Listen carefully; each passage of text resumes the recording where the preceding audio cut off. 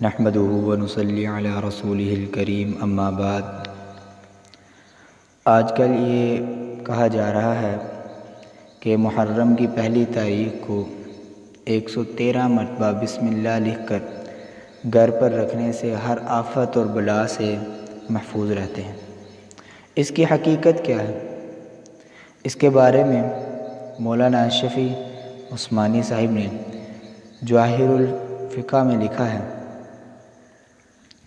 کہ جو شخص محرم کی پہلی تاریخ کو 113 مرتبہ پوری بسم اللہ الرحمن الرحیم کاغذ پر لکھ کر اپنے پاس رکھے گا، ہر طرح کی آفت مصائب سے محفوظ رہے گا۔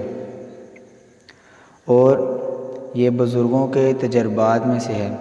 سنت یا لازم سمجھے بغیر اس پر عمل کرنے کو کوئی حرج نہیں ہے۔ یعنی آپ یہ نہ سمجھیں کہ یہ سنت عمل ہے یا یہ عمل ہے، تو لہٰذا یہ بزرگوں کے تجربات میں سے ایسے اعمال آتے ہیں اور آپ اس پر عمل کریں۔ اللہ رب العزت آپ کی تمام پریشانیاں اور آپ کے رزق کے اندر اضافہ فرمائے۔ وما علینا الا البلاغ۔